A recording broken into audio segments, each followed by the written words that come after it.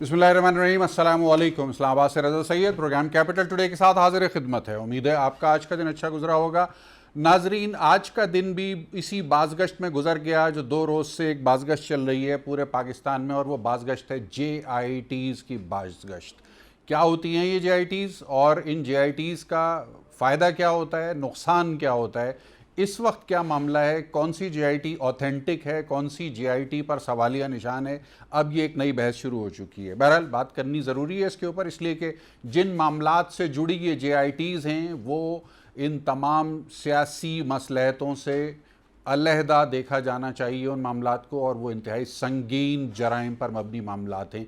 ऐसे मामलात के जो पाकिस्तान के अवाम और पाकिस्तान के का निज़ाम और पाकिस्तान की रियासत जिसको एक अरसे से भुगत रही है, सैकड़ों की तादाद में, हज़ारों की तादाद में लोगों की जानें जा चुकी हैं, इतनी ही तादाद में, इससे भी ज़्यादा तादाद में लोगों के को माली नुकसानात पहुँच चुके हैं। लेकिन इन अनासिर को सियासी पुष्ट पनाही मुख्तलिफ अदवार में जो हासिल रही, उसका नतीजा ये है कि आज 8 साल के बाद, 10 साल के बाद, 12 साल के बाद, 15 साल के बाद अगर किसी मामले की तहकीकाती रिपोर्ट मंजर आम पे आ रही है तो अब सूबाई हुकूमत और वफाकी हुकूमत आपस में एक दूसरे के ऊपर इल्ज़ाम तराशियाँ करती हुई नज़र आ रही हैं। वफाकी वज़ीर जनाब अली ज़ैदी साहब, जो कि पाकिस्तान तहरीक इंसाफ के कलीदी रहनुमा हैं, इन्होंने 2017 में हमारी मालूमात के मुताबिक पटिशन दायर की थी आला अदालत में, और उस पटिशन में इन्होंने ये दरख्वास्त की थी आला अदालत से कि चंद JIT रिपोर्ट्स हैं जो बकौल उनके हुकूमत सिंध ने पब्लिक नहीं की हैं, और उनका कहना ये था कि वो JIT रिपोर्ट मफाद आमा में शाया हो जानी चाहिए। आला अदालत से अप्रोप्रिएट उन्होंने लिया, उसके ऊपर ऑर्डर लिया।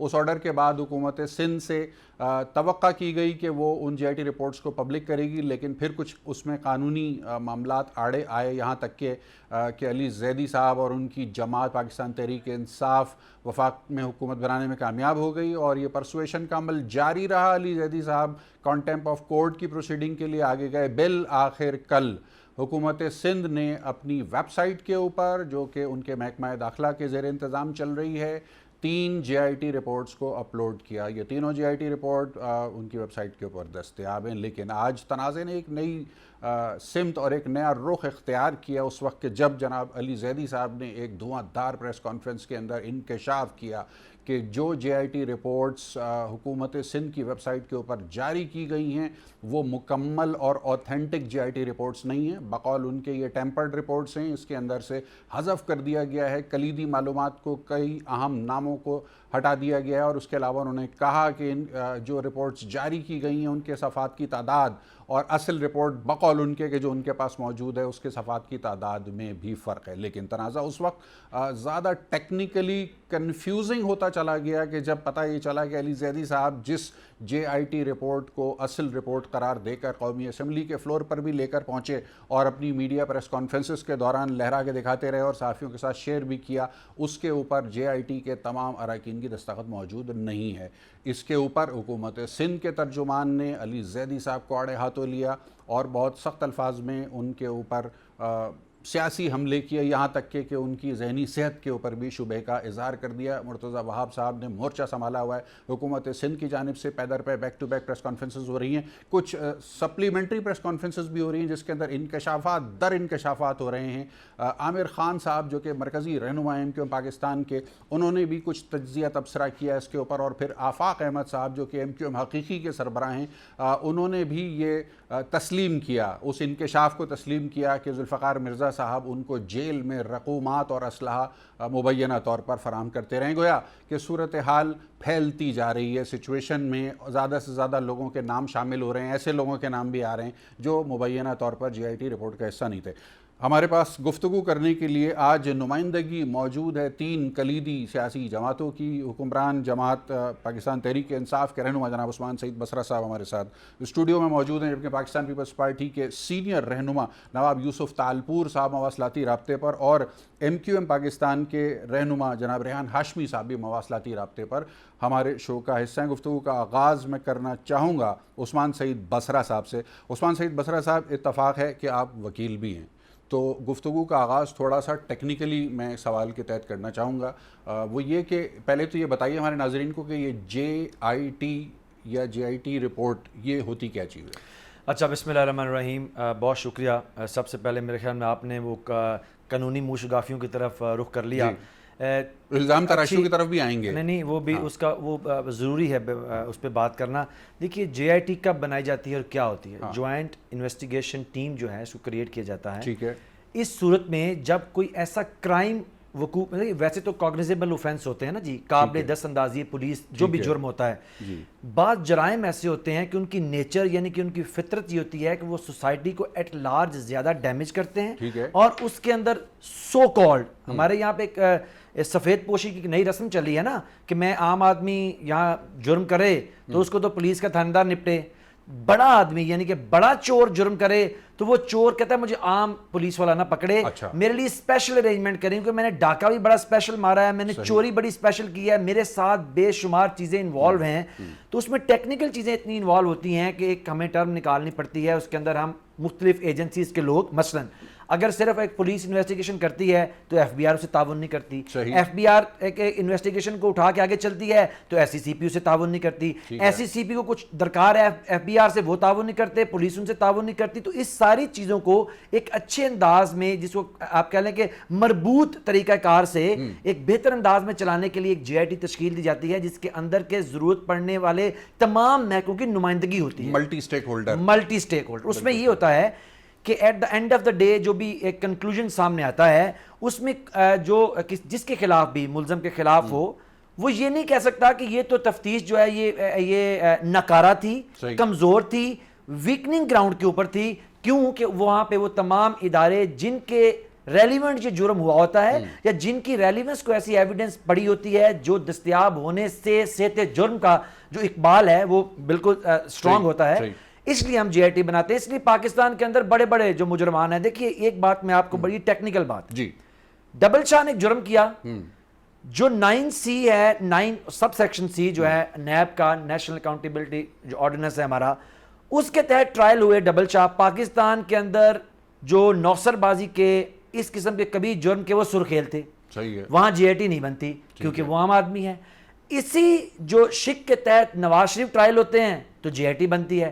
تو اس سے آپ سمجھ لیجئے کہ جے آئی ٹی پاکستان کے اشرافیہ خاندان سے بلونگ کرنے والے یا ان کے بہاف پہ کام کرنے والے کسی ایسے مشتبہ اللیجڈ کرمنل کے لیے بنائی جاتی ہے.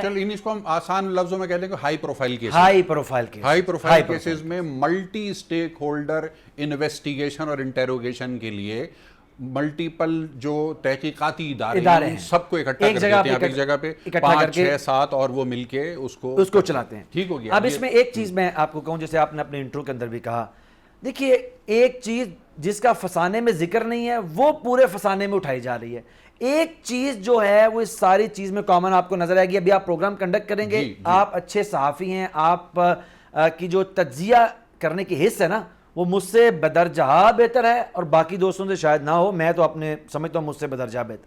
آپ دیکھیں گے کہ عزیر بلوچ کی ایفیلیشن پیپلز پارٹی کے ساتھ ڈینائی کوئی نہیں کر رہا. اچھا یہ تو ابھی پوچھ لیتے ہیں. نواب صاحب ہمارے ساتھ موجود ہیں. نواب صاحب السلام علیکم. جناب نواب یوسف تالپور صاحب سینئر رہنما پاکستان پیپلز پارٹی ہمارے ساتھ موجود ہیں. نواب صاحب کیسے مزاج ہیں آپ کے؟ میرے مزاج ٹھیک ہے. یہ جو میری اسکرین ہے اس پہ میں کسی کو دیکھ نہیں سکتا ہوں. اچھا جی بالکل، آپ کے پاس ویڈیو نہیں آ رہا ہوگا ہمارا، ہم آپ کو دیکھ سکتے ہیں اور سن بھی سکتے ہیں.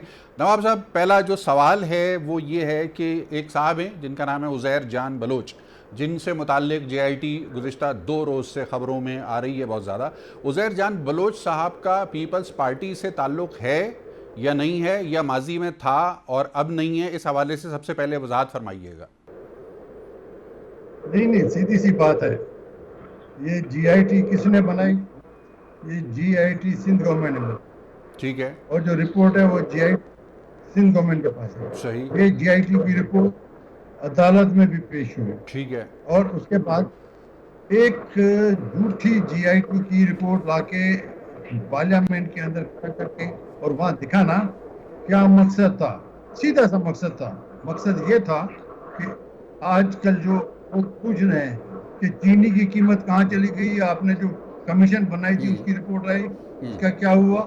آٹے کی قیمت کہاں چلی گئی، اس کا کیا ہوا؟ پیٹرول آپ نے جب کم کیا تو لوگوں نے اسٹور کیا، اس کا آپ نے کیا کیا؟ اور اس کے بعد جب مہنگا ہوا تو آج ہر ایک لے لیتا ہے. ٹھیک ہے. ٹوٹل چیزوں کو ڈالنے کے لیے ان لوگوں نے یہ ایک چیز اٹھا لی, اور یہ سیدھی سی بات ہے, پہلے بھی عدالت میں ہے, اگر کسی کو بھی کوئی اس میں چیز جانی ہے تو چلا جائے عدالت میں. پروڈیوسر صاحب, نواب صاحب کی آڈیو کو اگر بڑھا سکتے ہیں تو بڑھا دیجئے تھوڑا سا. جو پریس کانفرنس کی جس میں ٹوٹلی وہ جھوٹ بولا, اور اس کے بعد اسی نے بھی کہا ہے ٹھیک ہے کہ چلے جائے, ہم اپیل کرتے ہیں چیف جسٹس کو, بھائی چلے جاؤ, نہیں تم اپیل کرنے کی کیا بات ہے, تو موٹو کی کیا بات ہے, تم چلے جاؤ. ٹھیک ہے. پانی کا پانی دودھ کا جائے گا. اگر آپ نہیں جائیں گے اور یہ باتیں کریں گے تو پھر تو یہ گفتگو چلتی رہے گی. اور معذرت کے ساتھ میڈیا کو بھی ایک مزہ آ گیا ہے کہ انہوں نے جی ٹی وی اپنے جی آئی ٹی کی جو رپورٹ اٹھائی ہے وہ تقریباً کوئی 8-10 سال پرانی اٹھائی ہے. ٹھیک ہے, ٹھیک ہے. نواب صاحب, میں آپ کی طرف دوبارہ آتا ہوں, تھوڑا سا مجھے دشواری ہو رہی ہے آواز سننے میں. آپ کی ریحان ہاشمی صاحب رہنما ہیں, senior M Q M Pakistan کے, مواصلاتی رابطے پر ہمارے ساتھ موجود ہیں. ریحان صاحب السلام علیکم. وعلیکم السلام. ریحان ہاشمی صاحب, بہت شکریہ, قیمتی وقت دیا آپ نے ہمارے ناظرین کے لیے. کل بھی ہماری کوشش تھی کہ آپ کو پروگرام کا حصہ بنایا جائے, لیکن شاید کوارڈینیشن نہیں ہو سکی بر وقت. سوال یہ ہے کہ 3 جے آئی ٹیز ہیں جو اس وقت خبر بنی ہوئی ہے 2 روز سے. اس میں ایک نثار مورائی صاحب سے متعلق ہے, ایک عزیر بلوچ صاحب سے متعلق ہے, اور ایک بلدیہ ٹاؤن میں جو سانحہ ہوا جس میں 259 افراد جل کر جاں بحق ہوئے, اس کے حوالے سے ہے. اس میں کیونکہ ایم کیو ایم بھی ایک اسٹیک ہولڈر ہے سارے معاملے کی, اور کراچی کا جو مینڈیٹ رہا ہے ایم کیو ایم کے پاس روایتی طور پر, یہ تینوں ہی شخصیات کراچی سے متعلق ہیں, تو اس لیے بہت اہم بن جاتے ہیں کچھ سوالات. سب سے پہلے تو عزیر بلوچ صاحب کے حوالے سے ہم بات کر رہے ہیں. عزیر بلوچ صاحب, آپ کی معلومات کے مطابق پاکستان پیپلز پارٹی سے ان کا کبھی کوئی تعلق رہا ہے, یا یہ کوئی علیحدہ انڈیپینڈنٹ انڈیویجول اینٹی کے طور پہ دیکھا آپ نے ان کو؟ بسم اللہ الرحمن الرحیم. قطع نظر اس بات کے کہ جی آئی ٹی کی قانونی کیا اہمیت ہے اور اس کو as a evidence concrete document کے طور پر کہاں کہاں استعمال مؤثر طریقے سے کیا جا سکتا ہے, قطع نظر اس بات کے کہ جی آئی ٹیز میں تبدیلی رد و بدل ہوتی ہے یا نہیں ہوتی, جی آئی ٹی میں چیزوں کو ایکسکلوڈ کیا جاتا ہے, انکلوڈ کیا جاتا ہے, یہ کیونکہ جو ڈیبیٹ چل رہی ہے, اور خاص طور پہ کل پرسوں سے جو ڈیبیٹ شروع ہوئی ہے, اس کا جو آؤٹ کم آ رہا ہے, لوگوں کے ذہن میں ابہام پیدا ہو رہے ہیں. ان تمام چیزوں کے قطع نظر یہ بات واضح رہے کہ کراچی میں مختلف اوقات میں مختلف انداز میں رول کرنے کا, ڈومینیٹ کرنے کا ایک انداز فکر پریویل کرتا رہا, اور جن لوگوں کی نام لیے ابھی آپ نے, ان کو ہمیں یاد ہے کہ دہائی کی بات بھی نہیں ہوگی کہ ان کو گلوریفائی کیا جاتا رہا تھا. اچھا. اور کچھ ایسے عناصر جن کا تعلق پیپلز پارٹی کے دوستوں سے ہے, میں کیونکہ پارٹی کو اس میں اسٹیک ہولڈر نہیں سمجھتا, کیونکہ کوئی بھی فیل اگر کوئی کر رہا ہے تو یقینی طور پہ کوئی بھی پولیٹیکل پارٹی کسی بھی کرمنل یا ٹیررزم کی ایکٹیویٹی کو فروغ نہیں دیتی. صحیح. تو یہ انڈیویجول فیل کے طور پر سامنے آ رہا ہے. ٹھیک ہے. لیکن اگر پارٹی کے اسٹیک ہولڈرز, پارٹی کے امپورٹنٹ رہنما کسی کو گلوریفائی کر رہے ہیں, کسی کے ایکٹ کو گلوریفائی کر رہے ہیں, تو یہ سوالیہ نشان ضرور پیدا ہوتا ہے. صحیح. کراچی والوں کو یاد ہے, اربن سندھ میں رہنے والوں کو یاد ہے کہ ان میں سے کچھ شخصیات کو گلوریفائی کیا جاتا تھا, جن کے لیے بہت بڑھ چڑھ کر باتیں کی جاتی رہی ہیں. مگر یہ پیپلز پارٹی کا اب کام ہے کہ پیپلز پارٹی واضح طور پر ایک لائن, خط تنسیق کو ڈیفائن کرے, ایک لائن واضح کرے, جس طرح تمام پولیٹیکل پارٹیز کو چاہیے. اور جو 3 جی آئی ٹیز ہو رہی ہیں, اول تو یہ ڈیبیٹ کے اوپر جانی ہی نہیں چاہیے تھی.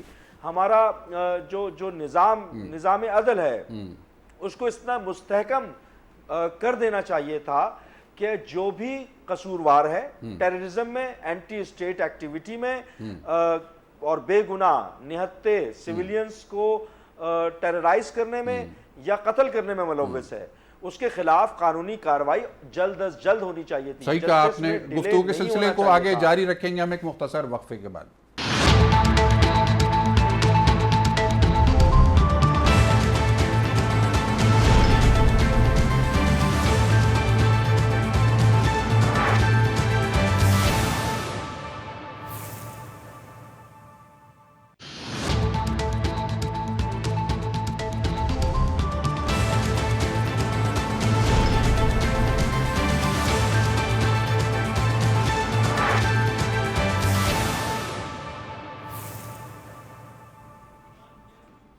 وقفے کے بعد خوش آمدید. ہمارے ساتھ اس وقت 3 بڑی سیاسی جماعتیں پاکستان کی ان کی نمائندگی موجود ہے. اسٹوڈیو میں موجود ہیں جناب عثمان سعید بصرہ صاحب, ترجمان حکومت پنجاب. عثمان سعید بصرہ صاحب, گو کہ آپ کی جماعت کو ابھی تک اس قسم کی کرمنل ایکٹیویٹیز کو پیٹرنائز کرنے کے کیسز کا سامنا تو نہیں ہے جیسا کہ ایم کیو ایم کے دوستوں کو, پیپلز پارٹی کے دوستوں کو اور بعض صورتوں میں نون لیگ کے دوستوں کو بھی رہا ہے.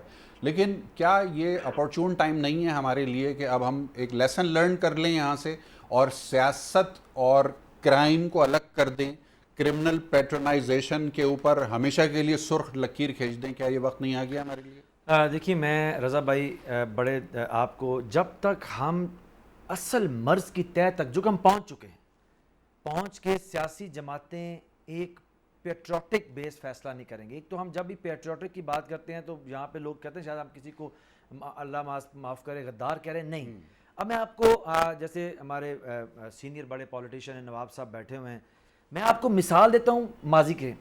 جب اسٹوڈنٹ پالیٹکس کا آغاز ہوا نا رضا بھائی, آپ تب یونیورسٹیز میں ہوں گے, ہم تو تب سکولز میں تھے. جب اسٹوڈنٹ پالیٹکس اپنے عروج کے اوپر تھی تو جماعت اسلامی کو بارہا کہا گیا کہ آپ کا جو پولیٹیکل ونگ ہے, اسٹوڈنٹ ونگ ہے, جمعیت طلبہ اسلام, اسلامی جمعیت طلبہ, یہ کہیں نہ کہیں جا کے یہ تشدد کی سیاست میں ملوث ہیں. ہاں, ایگریسو تھا پوسچر ان کا, جس کو آپ ایگریسو کہہ رہے ہیں, میں نے اس کو بھگتا ہوا ہے نا جی, ہم تو اسٹوڈنٹ پالیٹکس میں رہے, وہ پرتشدد اسٹوڈنٹ پالیٹکس تھی. جہاں پہ آپ ان کے نظریے کے خلاف سوچ بھی نہیں سکتے تھے, آپ کی سوچ کو مقید کرنے کی سیاست تھی. اپنی سوچ کے عارف الوی صاحب بھی اسی لیے جماعت اسلامی چھوڑ کے تحریک انصاف میں آ گئے تھے. ایک نہیں, میں آپ کو نمبر آف ہمارے اعجاز احمد چوہدری صاحب جو ہمارے پنجاب کے پریزیڈنٹ ہیں, وہ بھی, میاں محمود الرشید صاحب بھی, یہ اس سوچ سے باغی تھے. اب مجھے آپ دیکھیے کہ اس کا ایونچولی آؤٹ فال کیا ہوا, آؤٹ کم کیا ہوا. آؤٹ کم یہ ہوا کہ جماعت اسلامی تمام تر اچھی پالیٹکس کے باوجود وہ ایک جو سٹین تھا, حالانکہ وہ کرمنل ایکٹیویٹیز میں انوالو نہیں تھے, بھتے اکٹھے نہیں کرتے تھے, لوگوں کو قتل نہیں کر رہے تھے, لیکن وہ جو کیمپسز کی حد تک ان کا ایک پرسیپشن تھا وہ نیگیٹو چلا گیا. آج اب دیکھیے کہ ان کی پالیٹکس کہاں کھڑی ہوئی ہے. آپ میں یہ دیکھیں, ایم کیو ایم, یہ کراچی کی سیاست نہیں, صرف ایم کیو ایم ہمارے نیشنل سٹریم کی پالیٹکس کے اندر ہے. اب ریحان بھائی نے بڑی زبردست بات کی, کسی صورت میں 90 میں مکہ چوک میں جب عمران خان جو آج وزیر اعظم ہے, تب چیئرمین پاکستان تحریک انصاف تھے, ہم لوگ پہلی دفعہ گئے, خوف کی وہ فضا تھی کہ میں نے اپنے اوپر خوف برستا محسوس کیا وہاں کراچی کے اندر. لیکن ہم گئے, انہوں نے اپنے آپ کو ڈس ایسوسیٹ کیا ہے. آپ دیکھیں آج ایم کیو ایم کے اوپر پورے پاکستان میں کوئی شخص انگلی نہیں اٹھا رہا.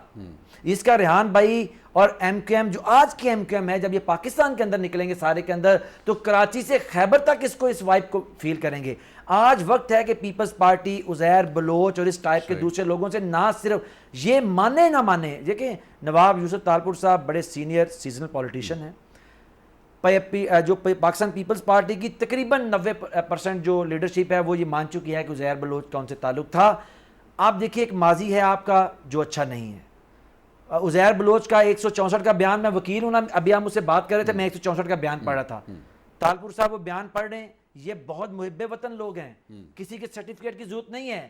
لیکن سوال اٹھیں گے کہ نواب یوسف تالپور صاحب کی پارٹی جو اصل میں ہمارے, جب انہوں نے پاکستان کھپے کا نعرہ لگایا, جو ذوالفقار علی بھٹو کی پارٹی تھی, جو فیڈریشن کی پارٹی تھی, آخر اس کو کون سا دیمک کھا گیا اس سوچ کو کہ وہ آ کے آج سمٹ گئی سندھ کے اندر.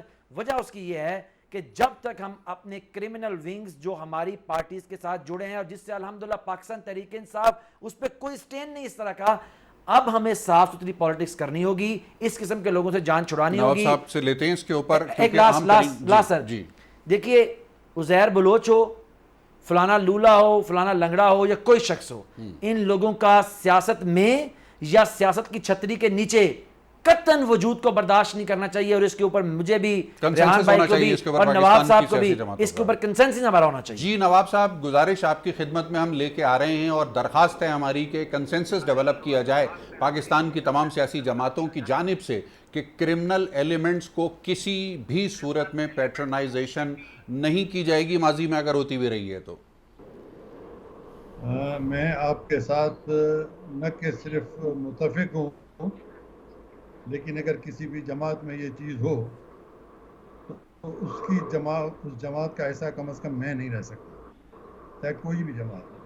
اب یہاں پر جب بڑی جماعتیں ہوتی ہیں تو اس میں کچھ لوگ ہر قسم کے آ ہی جاتے ہیں, لیکن ان سے کنارہ کشی کی جانی چاہیے.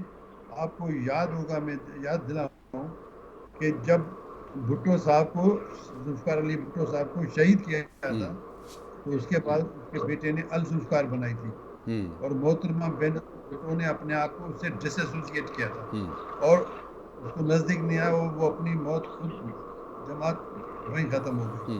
تو یہاں میرے عثمان سعید بھائی نے جو بھی کچھ فرمایا, میں بالکل ان کے ساتھ متفق ہوں کہ کسی بھی جماعت میں اس قسم کی چیز نہیں ہونی چاہیے, اور ہمیں اس چیز میں وہ نہیں محسوس کرنا چاہیے کہ بھائی اگر کسی جگہ ہے تو اس کو ختم ہونا چاہیے. میں سمجھتا ہوں کہ پاکستان پیپلز پارٹی میں اس کے بعد بینظیر صاحبہ کے دور میں, اور بینظیر صاحبہ کے دور کے بعد آج کل چیئرمین بلاول بھٹو صاحبہ کے دور میں, وہ صاحب جس طرح سے پولیٹکس کر رہے ہیں وہ سخت اس چیزوں کے اینٹی ہیں. آپ نہیں سنیں گے چیئرمین بلاول بھٹو نے جب سے ٹیک اوور کیا ہے کہ کوئی بھی الزام بھی لگاؤ, صحیح تو میں نہیں کہوں گا کوئی الزام, لیکن غلط الزام بھی لگاؤ. لیکن میں آپ کے ساتھ اس بات پہ بالکل متفق ہوں, اور میں اس حد تک جاؤں گا کہ جب یہ محسوس کیا گیا کہ ذوالفقار مرزا کچھ لائن سے ہٹ گیا ہے اور اس کے کانٹیکٹ کچھ ایسے لوگوں سے ہیں جس کی وجہ سے پارٹی بدنام ہو رہی ہے, تو پاکستان پیپلز پارٹی نے ذوالفقار مرزا سے بھی ڈس ایسوسیٹ کر دیا. جہاں تک ایم کیو ایم کا تعلق ہے, بالکل میرے بھائی نے بھی صحیح فرمایا, ہاشمی صاحب نے, کہ ان کے ساتھ تھے.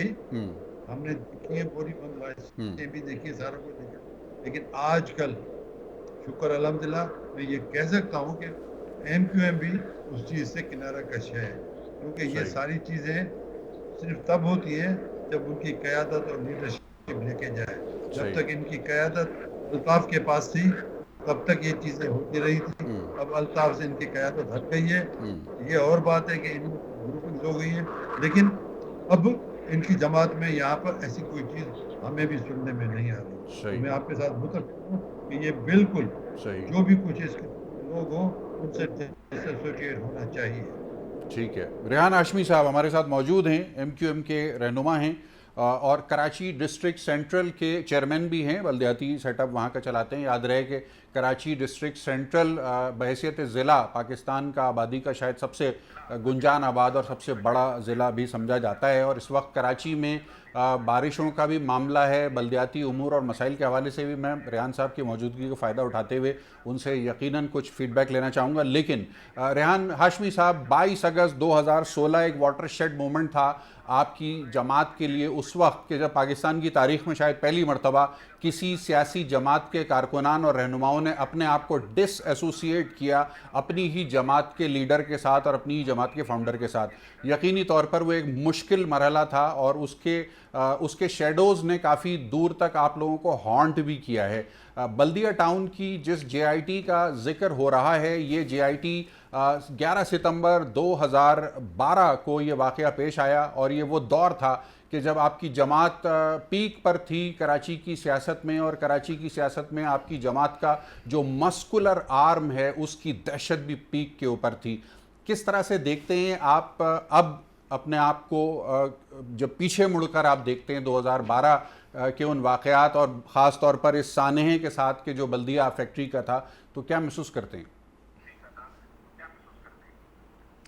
دیکھیں رضا صاحب, جب ہم پیچھے مڑ کر دیکھتے ہیں تو ہمیں قصبہ علی گڑھ کا واقعہ بھی یاد آتا ہے, ہمیں سانحہ پکا قلعہ بھی یاد آتا ہے, ہمیں بیوہ کوارٹر پہ حملہ بھی دکھائی دیتا ہے, ہمیں سوراب گوٹ پر لوگوں کو مرنا بھی دکھائی دیتا ہے, ہمیں 10 نمبر کی چورنگی لیاقت آباد کے اوپر شہدائے اردو کی لاشیں بھی نظر آتی ہیں, ہمیں زبان بولنے والے لوگوں ان کی لاشیں نظر آتی ہیں, کاؤنٹر فائرنگ نظر آتی ہے 12 مئی کی, ہمیں ان میتوں کی یاد آتی ہے.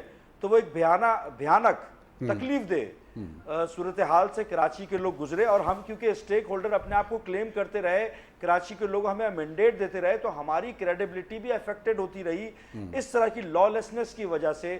اور خدا کر کے کراچی میں لا انفورسمنٹ ایجنسی کی کاوشوں سے اور پولیٹیکل پارٹیز کی ول سے جو امن و امان کا قیام عمل میں آیا, اس کو سسٹینیبل ہونے کے لیے ہماری سب سے بڑی خواہش ہے کہ وہ سسٹینیبلٹی کی طرف جائے. صحیح. اور سسٹینیبلٹی اسی صورت میں ہوگی کہ جب آپ یہاں پر رہنے والوں کو منصفانہ حقوق کی تقسیم کریں گے, یہاں پر کوٹا سسٹم کا نفاذ جو مسلط ہوا ہوا ہے اس سے جان چھڑائیں گے, یہاں پر بسنے والا وہ شہری جو کہ کسی بھی زبان کا بولنے والا ہو, اردو بولنے والا ہو, پنجابی, سرائکی, سندھی, پختون ہو, اس کو برابری کی بنیاد پر جو یہاں کا پرمننٹ ریزیڈنٹ ہے اس کو نوکری ملے گی, سرکاری دفتر میں اس کے لیے مسائل نہیں ہوں گے. تو حقوق کی منصفانہ تقسیم چاہے وہ پانی, بجلی یا نوکری کی صورت میں ہو, تو بھیانک ماضی ہم نے دیکھا اور تابناک مستقبل کے لیے ہم کاوشیں کر رہے ہیں. تابناک مستقبل کے لیے آپ کاوشیں کر رہے ہیں. گفتگو کے سلسلے کو آگے بڑھائیں گے ہم ایک مختصر وقفے کے بعد.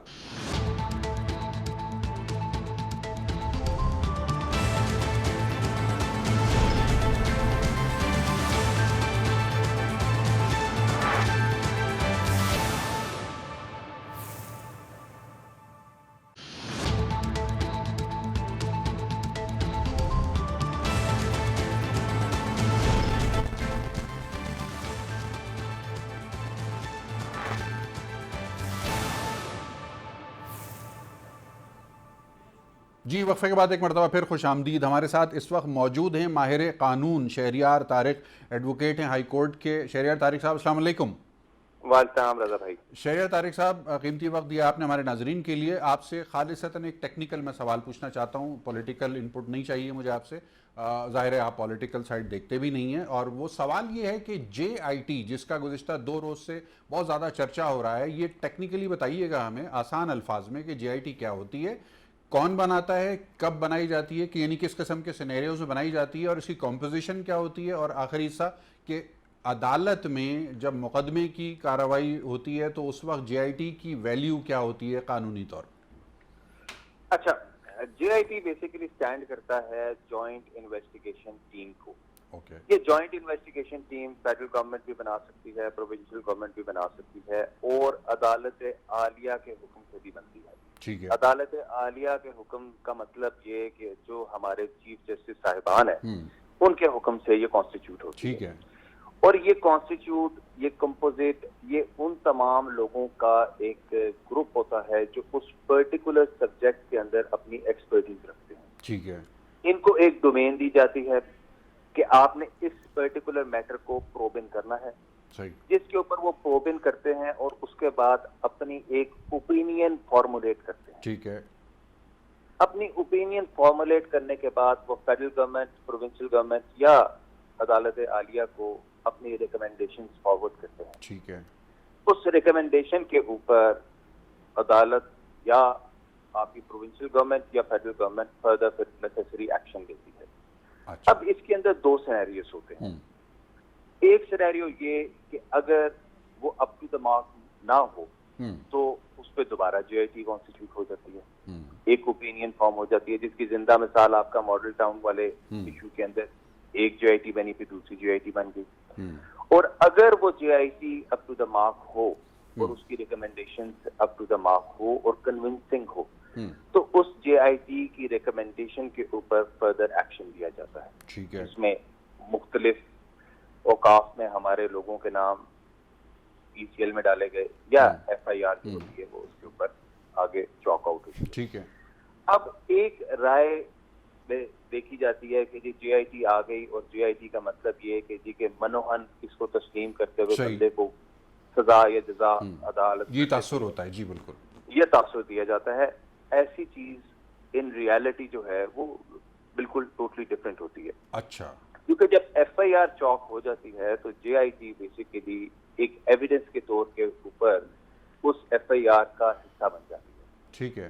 اور اس کی جب تک ایسی اس کے اندر جو ایویڈنس دی جاتی ہے یا اس کے اندر جو ریکمنڈیشن دی جاتی ہیں انٹل انلیس وہ کنونسنگ نہ ہو تو اس کے اوپر عدالت اپنی اوپینین فارم آؤٹ نہیں کرتی. اس کی زندہ مثال یہ ہے کہ آپ کے ایک کیس میں جس میں ایک ہائی لیول یا high power J I T بنی تھی اور اس پہ نواز شریف صاحب والے کیس میں اس میں واجد سیاح صاحب خود کورٹ میں اپیئر ہوئے تھے اور اس میں رائٹ آف کراس ایگزامن دوسری پارٹی کو دیا گیا تھا, جنہوں نے ان کے تمام جو اس کے اندر جو ان کی ریکمنڈیشنز تھی اس کے اوپر کراس ایگزامن کر کے انہوں نے اس کو क्रॉस एग्जामिन किया। ठीक है।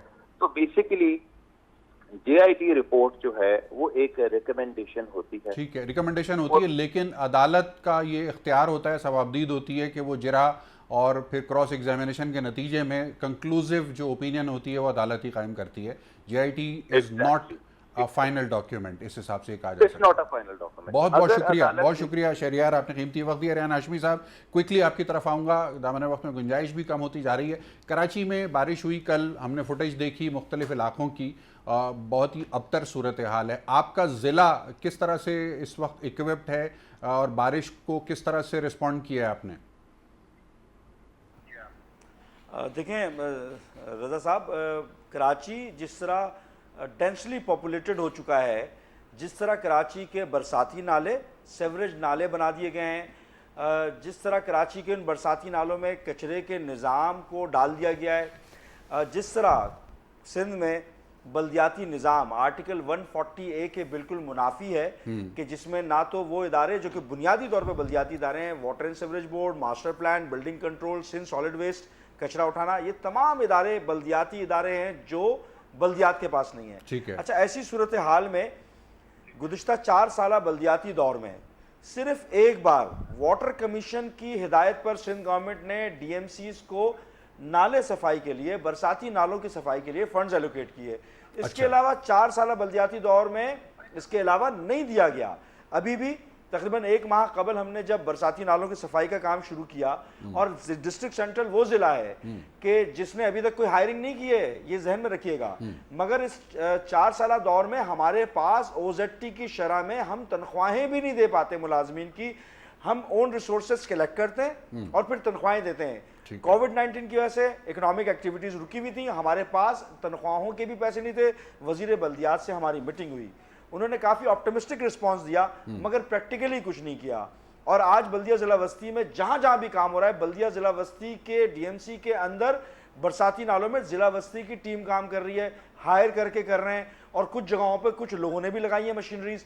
तो इस तरह के मामलात हो रहे हैं जिसको हमें सहना पड़ रहा है। हमने चोकिंग पॉइंट तो क्लियर कर दिए हैं। मैं आपको याद दिलाता चलूं, मुशर्रफ दौर में डिस्ट्रिक्ट सेंट्रल के अंदर ही KDA चौरंगी है, जो कि 2-2, 3-3 दिन तक, उस वक्त हमारा ही मेयर था, पानी से भरी रहती थी। लेकिन आज ये सूरत हाल नहीं है, क्योंकि हमने प्रिएम्प्टिव मेजर्स किए हुए हैं, हमने डी वाटरिंग पंप हायर किए हुए हैं, हमने एक्सकेवेटर्स हायर किए हुए हैं। लेकिन NDMA की इंटीमेशन के मुताबिक ज्यादा बारिश होनी है और अर्बन फ्लडिंग के चांसेस स्टिल एग्जिस्ट करते हैं। ठीक है, मगर जब तक कि लॉन्ग टर्म प्लानिंग नहीं होगी, ये तो एडहॉकिज्म के ऊपर है। ठीक है, बहुत बहुत शुक्रिया रेहान हाशमी साहब, कीमती वक्त दिया आपने हमारे नाज़रीन के लिए। उस्मान सईद बसरा साहब इख्तितामी मराहिल हैं। अब कंक्लूसिवली हम किस तरह से आगे बढ़ सकते हैं कि क्रिमिनलाइजेशन से डिसएसोसिएशन का कमिटमेंट? देखिए रज़ा भाई, एक तो आपके प्रोग्राम में आज बड़ी पॉजिटिव गुफ्तगू हुई, नवाब साहब ने बड़ी अच्छी गुफ्तगू की, रेहान भाई ने भी कहा कि उनका माजी जो इतना शानदार नहीं रहा है, वो उससे अपने आप को डिसएसोसिएट कर रहे हैं। देखिए, इस JIT के अंदर 4 सिग्नेचर्स वाली है या 8 सिग्नेचर वाली है? एक चीज़ तो बिल्कुल क्रिस्टल क्लियर पूरी कौम के सामने आ गई कि उज़ैर बलोच टाइप एलिमेंट्स जो दर हकीकत क्रिमिनल्स हैं, पाकिस्तान पीपल्स पार्टी के हाशिया बरदार रहे हैं। पाकिस्तान पीपल्स पार्टी के लीडरशिप की अम्ब्रेला के नीचे उन्होंने परवान चढ़ी है। पाकिस्तान पीपल्स पार्टी ने MQM से कराची छीनने के लिए उनको टूल के तौर पे इस्तेमाल किया है, क्योंकि पीपल्स पार्टी पीछे इंटीरियर सिंध के अंदर तो क्लेम करती है कि भुट्टो को दुर्जिंदा कर रहे हैं, लेकिन उनका भुट्टो कराची में, हैदराबाद में, सखर में और मीरपुर खास में बिल्कुल कहीं नजर नहीं आएगा। क्यों? कि यहाँ उनका वोट बैंक नहीं है। अब एक चीज इससे आगे ये चलने होगी कि जैसे कि आप पूरे पाकिस्तान ने देख लिया कि क्रिमिनल एलिमेंट्स जो आपकी सियासी जमातों के अंदर हैं, अब उनकी गुंजाइश नहीं रही, ये माजी की गंदी सियासत का हिस्सा बन गए हैं। अब आपको एक फेयर पॉलिटिक्स करना होगी ताकि अब आइंदा सियासी जमातों के किरदार को जांचने के लिए JITs ना बनानी पड़े। और अगर अब भी पीपल्स पार्टी ये ना समझी तो इकबाल का एक शेर है, वो मैं उसको थोड़ा मेंट कर लूं कि तुम्हारी दास्तान तक भी ना होगी दास्तानों में। यही जो क्रिमिनल लोगों को हार्बर करना, अपनी अम्ब्रेला के नीचे रखना, फिर उनसे भत्ते लेने, फिर सर्टन पोलिटिकल जो पॉइंट स्कोरिंग के लिए, बेनिफिट के लिए अपने मसल बना के उनको इस्तेमाल करना, पाकिस्तान के लोग बेलमूम और जो हमारा एक पढ़ा लिखा तबका जिसमें रोज बरोज उसमें इजाफा हो रहा है, پھر اس میں اچھے صحافی شامل ہیں آپ جیسے، میں آپ کو اپریشیٹ کرتا ہوں. اب کوئی اس سودے کو بیچنے کی اجازت نہیں دے گا. ہونی چاہیے. بہت بہت شکریہ ناظرین. گنجائش ختم ہو گئی ہے. گفتگو اسی نقطے پر ختم ہوگی کہ اب پاکستان کی سیاست میں گنجائش نہیں بچتی کسی قسم کے کرمنل ایلیمنٹس کو پیٹرنائز کرنے کی. بظاہر تمام سیاسی جماعتیں اس پر متفق بھی نظر آتی ہیں. اب دیکھنا یہ ہے کہ ہمارا سسٹم جس میں ہمارا نظام عدل بھی شامل ہے وہ کس طرح کیفر کردار تک پہنچاتا ہے ماضی کے ان بھیانک چہروں کو کہ جو بہرحال ملوث رہے ہیں ان سفاک کارروائیوں میں جس کے نتیجے میں ہزاروں کی تعداد میں پاکستانی جان سے گئے یا ان کو مالی نقصان پہنچا. اپنا بہت خیال رکھیے. کووڈ کے حوالے سے احتیاط جاری رکھیں. کل انشاءاللہ آپ کی خدمت میں دوبارہ حاضر ہوں گے. مہمان گرامی کا بہت شکریہ کہ انہوں نے قیمتی وقت ہمارے ناظرین کے لیے نکالا. جی پاکستان.